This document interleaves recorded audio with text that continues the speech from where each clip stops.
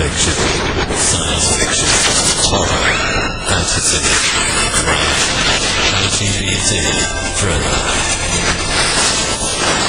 You have now entered the House of Mystery. Welcome back into the House of Mystery. I'm Al Warren, and we've got the Danger Squad here. We got Mr. Joe Goldberg. You can call me Joe, yeah. I'm in the house. Joe. No, yeah, you can call me Joe. You can call me Al. You're a song. I should call it Paul Simon. Tell him. Yeah, tell me. Yeah, I want my royalties. Why not? Why would you want to call him Al? His name's not Al. It's Paul. Yeah, but you're Al, the famous true crime writer. So that's a difference between you and the other Als. You can call me Paul. Yeah, then take the royalties and run. Yeah. Anyway, everyone's been talking about BoucherCon and how exciting it was. And, of course, you and John were both there and just, causing trouble. It was good. It was overall a good time. It had its glitches. Did a panel and saw some panels, saw some idols, fan geeked all over them. And recharged the batteries. Did you have people that were fan geeking over you? I had a couple, to be honest. And it's somewhat gratifying because I'm a nobody. But in fact, I had somebody, Mark, who might be listening, who actually brought my first book, 10 years ago, and he had me sign it. I'm like, wow. That was something. He brought it from a long way away, carrying my first book, just so I could sign it. Like, that's gratifying. That's what this conference gives you. It's motivational. Yeah. Because you get to hear people and see people and things like that happen. And it's depressing because you're seeing people doing things that you should be doing, but you're not. And you just sort of go, why am I doing this? So it's a kick in the pants and a kick in the not pants. Yeah. Sorry about that. With Mark and a few others, I paid for them to come up and do that. Just so you know. Yeah. That's okay. I'll take it. I don't care. I've paid for it before. Well, that's obvious. That's why I would pay for Derek's books. Yeah. Well, you don't have to. He gives them away free. I'll take one. He does. Yeah, that's part of my marketing strategy. Just give them away. He's that kind of guy. He Making stands money on the street. Is overrated. Yeah. Well, what I do, is I go to the malls and I go into the bathrooms and the food courts and leave my books all over. Bathroom reading. Yeah. What I should do, actually, that's actually not a horrible idea. My brother has an Airbnb and he has my books in it. Yeah. When I Airbnb a room, I should take a book and just leave it. You should. That's not the worst idea. They can throw it away if they want. Now, DJ, listen. Yes. Do you actually care about what reviews and how people react and do all? Are you following all that? I don't look that often. I'll tell you what happened in the first book of the Chase Hardeman series called The Auctioneer. I wrote that book. It took me, a year and a half because we were in production on some other shows and stuff. And I get it done. I'm so proud of the ending of that book. And literally the book came out maybe a couple weeks after it's out. I thought, I'm going to go take a look and see what the reviews are saying. And I jump on there and someone had posted a review that copy and pasted the last line of the book. We love those people. Oh, the one I worked so hard for. And I thought, well, guaranteed Amazon will take it down. And we reached out to them and they said, no, that was someone's review. I'm like, no, they copy and pasted it's exactly what I wrote in the book. So after that, I thought, I'm not going to look that often. You do every once in a while, but because we'll pull some of the reviews for marketing and stuff. But, I try not to, it'll mess with your head if you look too closely, I think. Yeah, well, you have to be careful, yeah, and Amazon's that's dangerous, and Goodreads and all that. I think the best thing, personally, is to look at the overall picture. If you've got like 100 reviews on something, and if it's 4 to 5 stars or something like that, that's good enough. That's all you need to do. Don't go any further. Yeah, don't read the fine print. Yeah, don't get into it, because you're going to have people that just do not like what you do, or don't like you, or do whatever, and you can have ones that do, and it's not really, I don't see how it helps either way. If the overall is a good picture, if you're overall doing 4 to 5 or something like that, that's really good.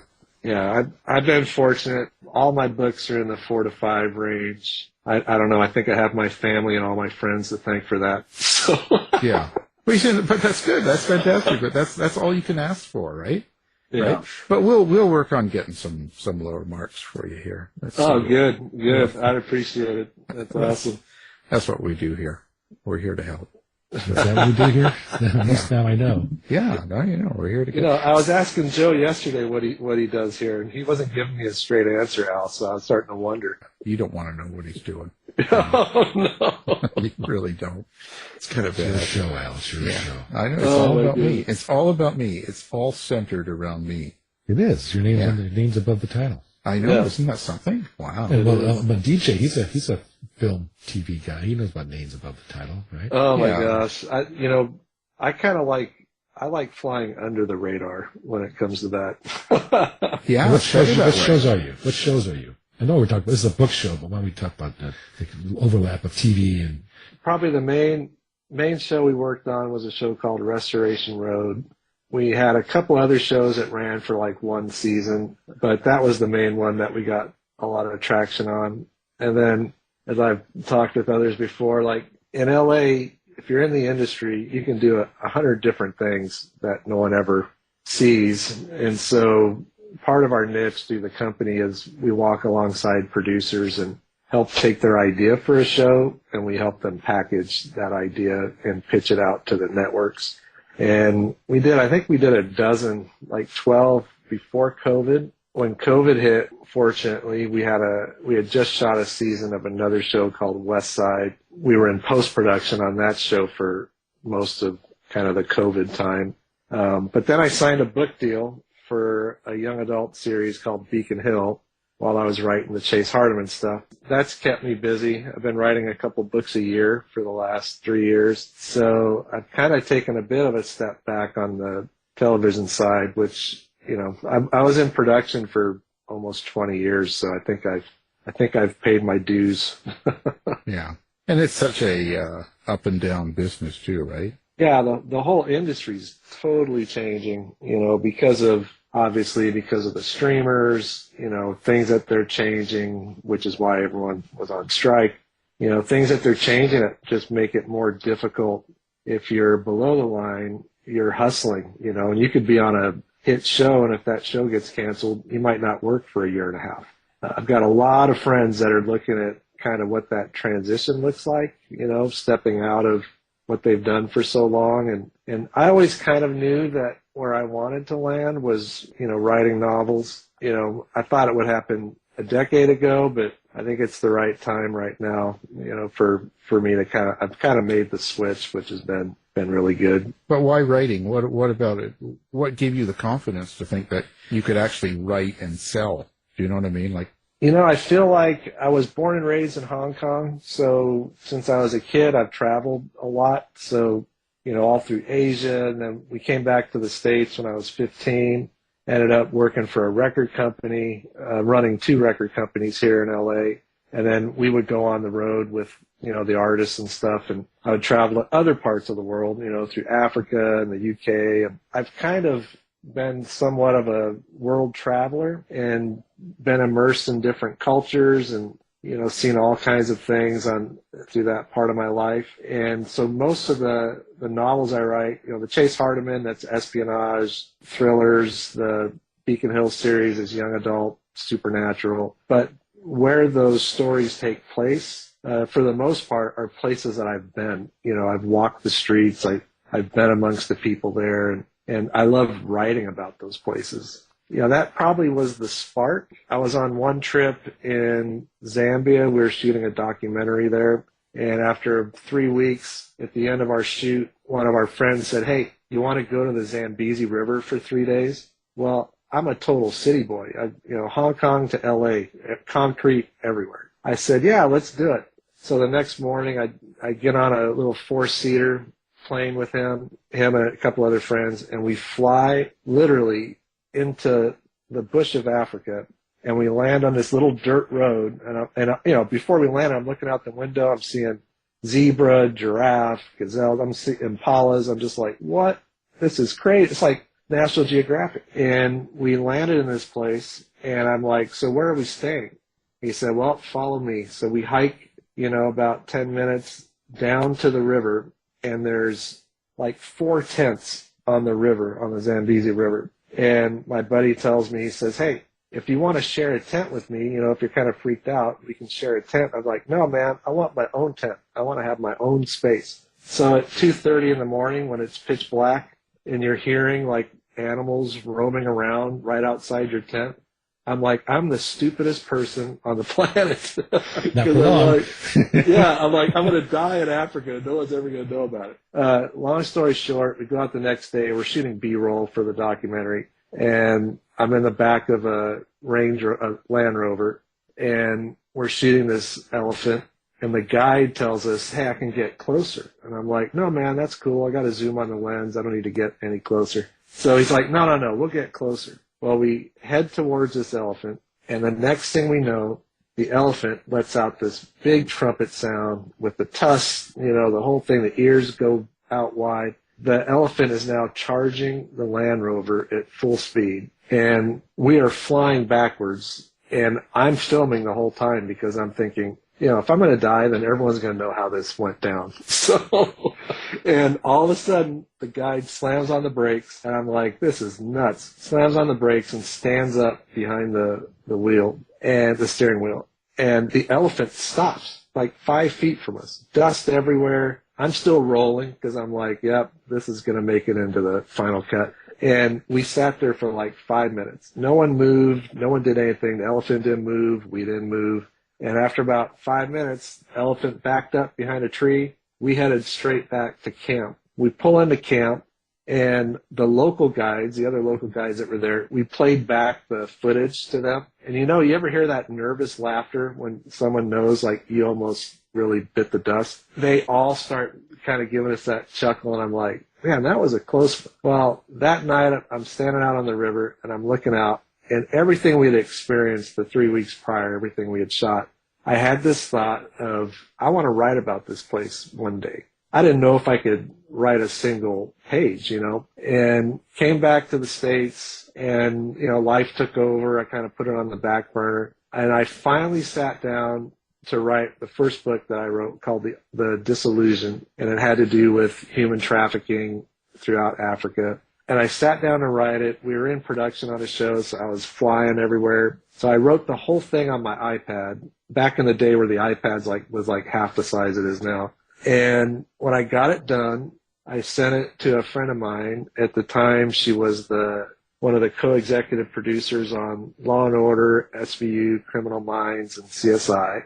And I told her, I said, look, the only people that know this exists are you and me. And so if it's bad, you just tell me, and then it goes in the file cabinet. And she took a few days. She read through it. As any good writer does, she came back with notes. So I took all her notes, plugged them into the book. I don't even think I told my wife I'd written that book until we got the author copies in the mail. It was completely done. And ended up connecting with Barnes & Noble, which they've been great, to me throughout the years. And I think I ended up doing like a 10-city tour with them for that first book. And then, jump forward 10 years or so. I did 30 dates with Barnes & Noble last year for the young adult series, and we sold out at every store except for one on the tour. So it's been really interesting. I never had like a master plan. I've just kind of chased the characters, chased the stories, Yeah, things change you a lot. I'd imagine that all of those experiences going into your book. How do you decide what's going to get in a book then? I'm one of those, I know a lot of authors say this. For me, it's definitely true. I don't outline the books at all. If I get an idea, I'll play it over in my mind, kind of like a scene in a film. And if I feel like that first scene gets my attention, then I chase the story down. And I'll know how it ends when I start, but I don't know what's happening in the middle of it. Like for Chase and Dax in the Hardeman series, when I start those books, I don't know exactly where they're going, like what cities are going to land in and what's going to happen. And it actually helps me. I kind of call myself a binge writer. So, I don't write the same time every day. I don't write for the same amount of time every day. But if I find that I'm on the story and it's really clicking, then, I'll just write straight through until, I need to take a break or something. So, but yeah, it's never really mapped out, which, when I wrote the young adult series, with all the supernatural elements and all that. I think that was a little bit of a shocker, for the publisher, because everything we pitched them, we put in the first book, and then I wrote 2 other books after that, but they had no idea what was going to be in it. So that's been kind of fun. Well, you've been all these places and had all the experiences, and you decided to write a book. What came first, Chase Hardeman, the character, or the events that you need to put Chase Hardeman in? I think the character. I'll tell you why. I've got one of my best friends years ago was one of the top auctioneers on the planet, car auctioneers. Him and I are really good buddies, and he used to tell me stories all the time about the auction world. And I thought, man, these are almost so unbelievable that they could make it into one of these novels. And I just kind of milled about with his life and his story. And then, I'm a big James Bond fan, Jason Bourne fan. And I thought, what if you kind of mix those two together? And so you kind of have Chase Hardeman as kind of a mix of Jason Bourne, little James Bond, but a little bit of my buddy Mitch, when it comes to the auctioning and how would that play out in these kind of thrillers. So I would say Chase Hardeman definitely came first, and then the places they've ended up in kind of were kind of part of that development side. You talk about Chase as being a former, special ops vet, and he had missions in the Middle East and stuff like that. And this is kind of, he's changed into, auctioning world and that. How do you think that kind of works with your life? How did that come from your life into this? Like, what experience do you bring? I've never been in the military. I have huge respect for everyone that's served in the military. And, I'm a big fan of guys like Jack Carr and other guys that have been, that have served. So, I tread lightly into that part of it, to make sure, I do it in such a way that it's believable, yet I know I'm not going to be as deep as like Jack Carr would be with his. But I just felt like giving them, like Chase and Dax, kind of his sidekick, putting them into these missions where they weren't like sanctioned missions. They were kind of off the record. So a little bit of the way that they roll, it's not necessarily, neither of them play by the rules when it gets to that side of it. So there's a little bit darker side to that part of the story. And in The Auctioneer, which is the origin story for Chase, basically they're leaving the Middle East. They're coming home thinking they're leaving everything behind, all the nightmares and stuff that they've done. And we find in chapter 1, someone close to Chase dies in an accident. And what Chase realizes is his past is going to come back to haunt him. And so even though he aspired to leave behind his covert career, to chase after the auction business that his dad started, everything shifts, with this death. And then that just pulls him into kind of a high stakes quest of, involving a hidden treasure that he's always wanted to find, and also navigating kind of the dangerous criminal underworld where the past comes back to haunt him. And at the end of The Auctioneer, we find Chase is left with a choice. And with King of the Night coming out, page 1 of King of the Night picks up where we leave off in The Auctioneer, and takes Chase and Dax even deeper, kind of into their past and into kind of the darker side of the espionage world. Well, there's a lot going on in there, a lot of storylines and characters and people. I was just wondering, when you write it, do you have anything above but is entertainment your ultimate goal, or is there something in there about Chase, the other characters are saying, I want them to know, I want them to feel fear, regret, happiness, loyalty, or something like that? Yeah, I think definitely entertaining is, I want it to be entertaining. I also want, I still see Chase and Dax as the underdogs, throughout the entire series, because they're staying one step ahead of kind of losing everything. At least in The Auctioneer, that was the case. But at the end of The Auctioneer, they find themselves in a different position. So when King of the Night picks up in the sequel, King of the Night, Chase is now on a quest for revenge. And so now we're going to see the darker side of Chase. And vengeance is part of what's driving him at this point when an FBI agent is kidnapped but it's also someone who has gone after Chase and Dax in the past. So it's not like they're saving someone that they feel like hasn't wronged them at some point in time.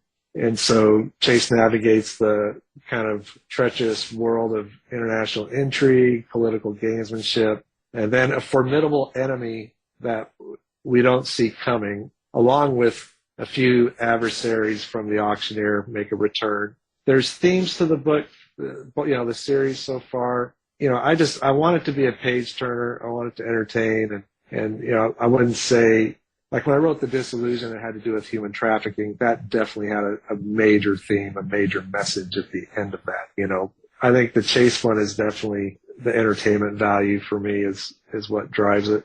Do you find you have a relationship with Chase? Do you hear him, see him, feel him? What is that connection? I would say there is definitely relatable sarcasm, because I like sarcasm. There's some fun one-liners in there between Chase and Dax that are funny. Definitely that part of it, And then I think for Chase, at one time he wanted to walk in his dad's footsteps, and then when that changes, he has to kind of chart his own path forward, not really knowing what that looks like. And I can relate to that for sure in my own life.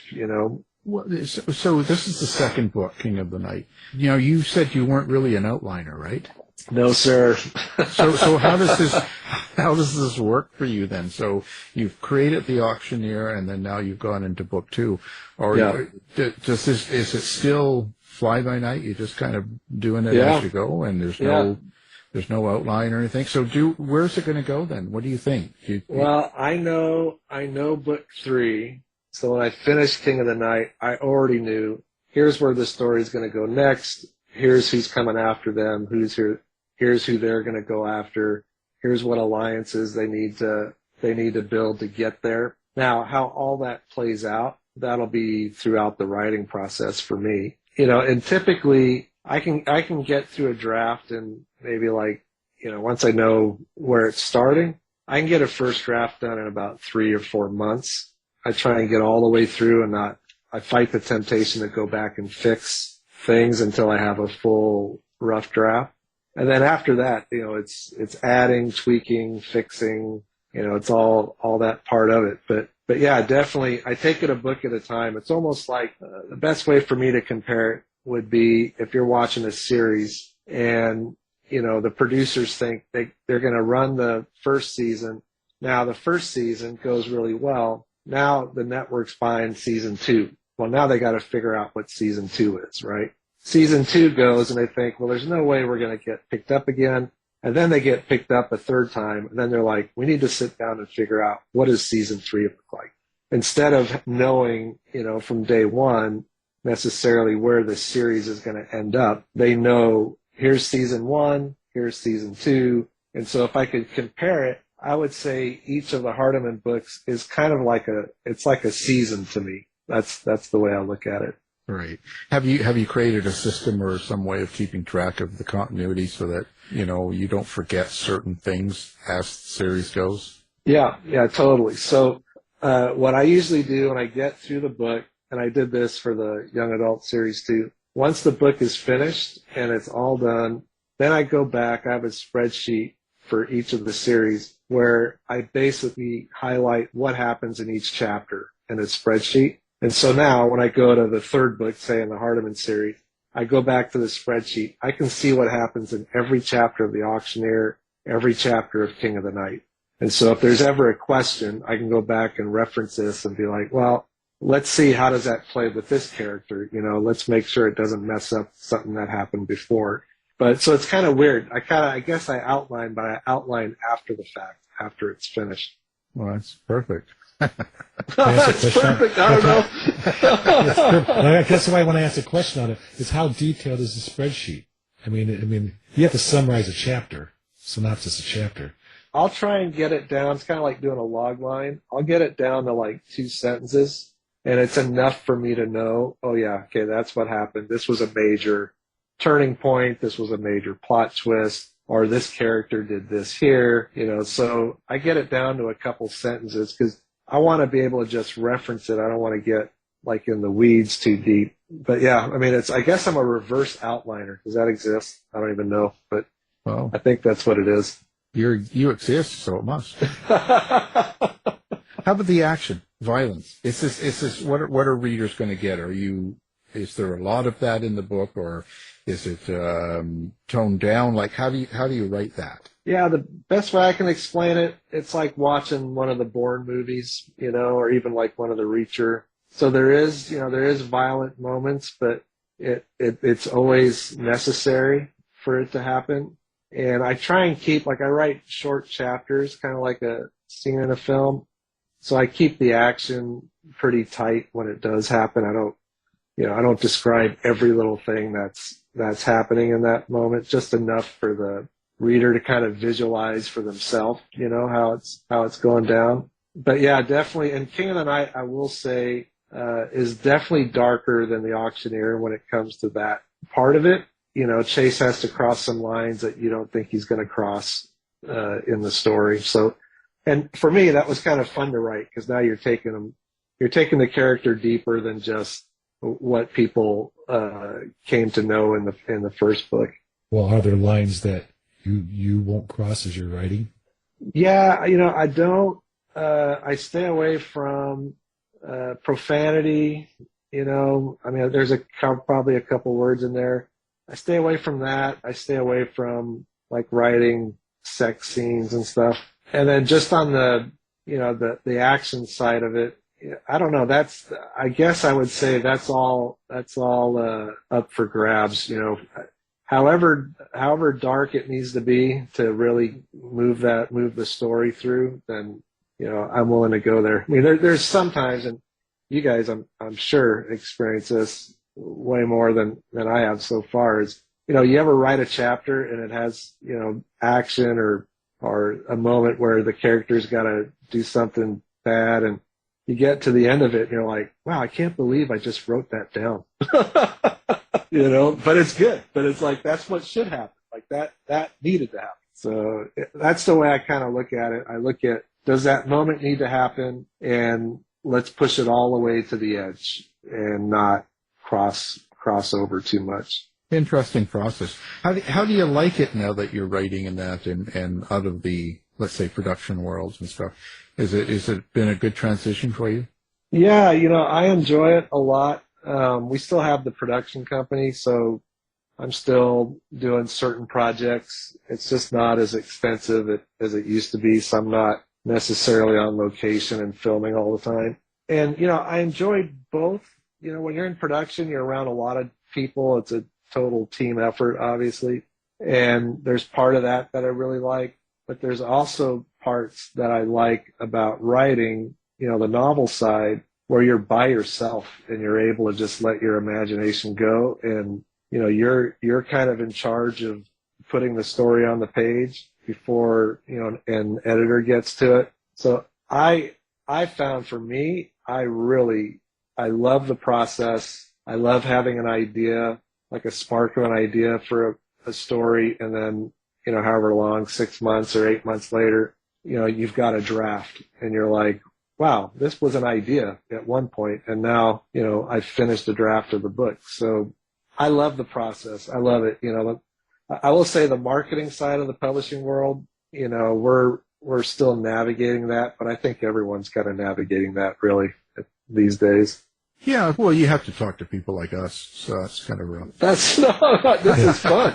I like That's it. the sound of the sales dropping like a hurricane. Yeah. Oh my gosh. I really enjoyed it. I think COVID kind of forced the transition, to be honest with you, because everything was shut down. We were doing post-production on stuff, but we weren't able to go out and shoot anything new.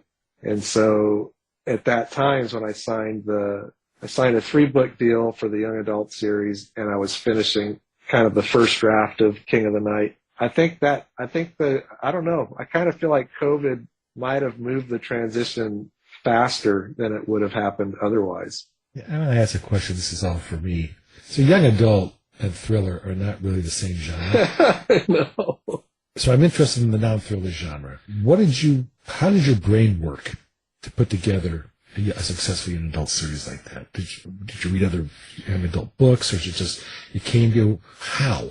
That's my question. I'm a big fan of the Harry Potter series. I still think the books are better than the movies, but I'll watch both. I think J.K. Rowling's, she's probably the best writer in that genre still today. Reading those series, I thought I would love to write a series instead of magic. I want it to be supernatural, and I want to root the series in Asia because that's where I grew up. So all the characters, they're part of a school in Hong Kong. Like, it was kind of like going back down memory lane a little bit. That kind of got me started. But the challenging part is I was writing King of the Night and I was writing book 1 in the YA series at the same time. And so, as I've now confessed that I don't outline, that was a challenge to keep everything separate, because they have completely different, not only storylines, but different tone to the characters.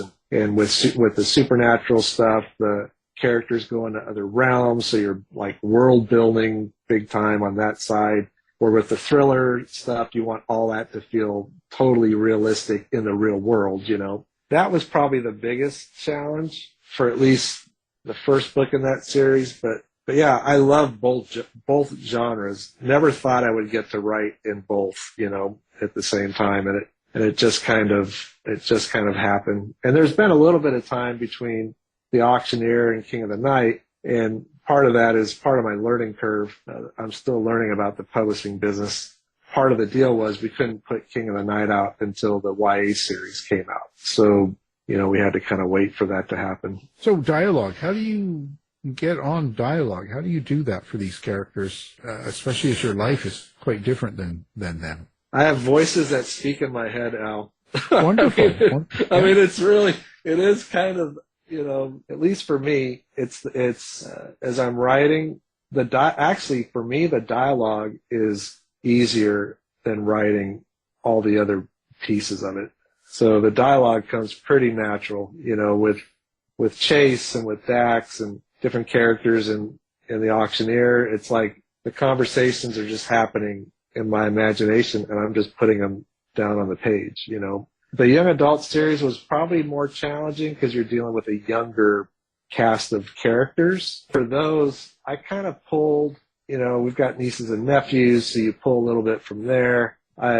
Since a lot of the characters in the Beacon Hill series are based off of friends that I grew up with, you just sit down and imagine what would they say in this moment, and you kind of just chase it down. But it's very, I don't want to say organic because it sounds like it's like simple, but I just let it evolve. But it really is, I have to picture the scene and I have to hear the characters talking to themselves before I can write anything down on the page.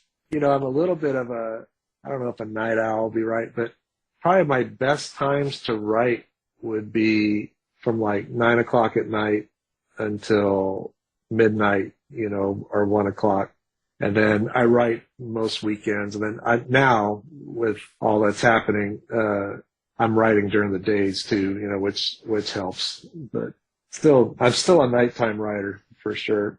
So those voices, do they ever tell you to drive places or do weird things that you I'm just wondering, Well, not anything I've listened to probably. No, I'm just kidding. Well, how do we know? I mean, how do we know really? How do you know what's real? Well, follow me on Instagram and see where I show up next week, and we'll see if that ends up in one of the books.